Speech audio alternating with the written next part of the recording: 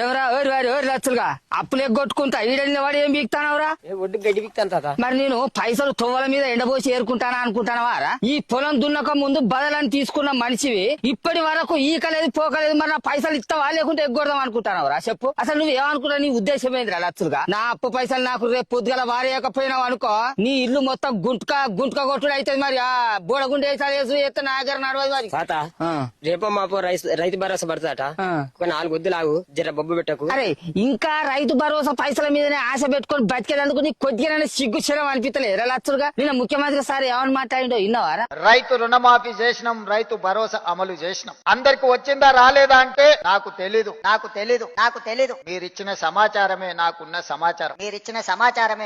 సమాచారం. రిటైర్మెంట్ ఉద్యోగస్తుల బెనిఫిట్స్ ఇవ్వడానికి కూడా ఖజానా ఖాళీగా ఉంది. ప్రతి నెల 1000 మంది ఉద్యోగులు ఈ రోజు యావరేజ్ గా రిటైర్ అవుతున్నారు. ఒక ప్రభుత్వ ఉద్యోగి రిటైర్ అవుతున్నాడంటే రిటైర్మెంట్ బెనిఫిట్స్ 1 కోటి రూపాయలు దాదాపుగా చెల్లించాల్సిన పరిస్థితి. ఒక నెలలో 1000 మంది రిటైర్ అవుతే నెలకు 1000 కోట్లు రిటైర్డ్ ఉద్యోగస్తులకు రిటైర్మెంట్ బెనిఫిట్స్ ఇవ్వాల్సిన ఆర్థిక భారము ఉన్నా ఏదో ఒక రకంగా సమన్వయం చేసుకొని ఈ ప్రభుత్వాన్ని ముందుకు నడిపిస్తున్నాం. విన్నావా? ఆ మాటలు బట్టి రైతు భరోసా పైసలు వేసేటట్టు గ్యారెంటీ ఉన్నదని అనిపిస్తుందా నీకు? మళ్ళీ ఇంకా రైతు భరోసా పైసలు పడ్డాక నీకు పీకిత్తానంటాడు, సిగ్గు చెరం అనిపిస్తలేదా నీకు? ఇది ఎప్పుడు దున్నినావు, ఎప్పుడు అడకచ్చుకున్నావు? బలం అడకచ్చుకున్నావు, బాడుకావు ఏళ్ళ పొద్దుగల భార్యవా అడకదక్కడా? ఇంకా ఈ వ్యవసాయాన్ని నమ్ముకొని నా సొంటోని బతిలాడి కాళ్ళేళ్లు మొక్కి అప్పులు సప్పులు తీసుకొచ్చి కుప్పలు పెట్టి మళ్ళీ నన్ను అప్పులు అడిగేటందుకు ఆడికి చెప్పులు అడిగేటట్టు తిప్పించుకొని మేము గట్టిగా అడిగితే మీరు మందులు మాకులని మమ్మల్ని బెదిరించుడు, ఈ తిప్పల పెట్టుడు నీకు అవసరం అరలచ్చులుగా? ఎందుకురా ఈ అవసరం? ఇంకా బస్ స్టాండ్ లో నన్ను పుట్టాలు అమ్ముకొని బతుకుతేంద్రా? అట్లా కాకపోతే తొవ్వల పొంటి ప్లాస్టిక్ కాగితాలు డబ్బాలో ఏరుకొని బతుకుతేంద్రా?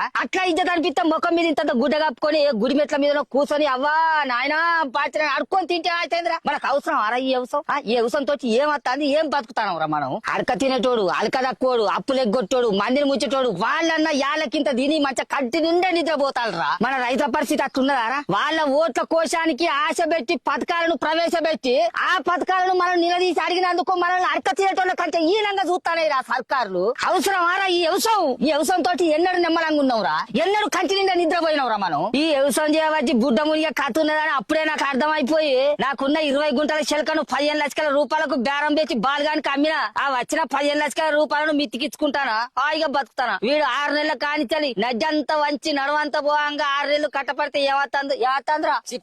కొస్సాకరికి ఈ పెయి మీద బట్టలు కూడా మిగిలాయి. ఆయన ఎవరో 10,000 రూపాయల రైతు బంధు ఇస్తానని ఈయనచ్చి 15,000 రూపాయల రైతు భరోసా ఇస్తానంటే ఆశపడి గుద్దుడి మీద గుద్ది గెలిపించి గడ్డ మీద కూర్చున్న పెడితే ఇప్పుడు మా రైతులను వంగబెట్టి ఈయన గుద్ద వచ్చానా?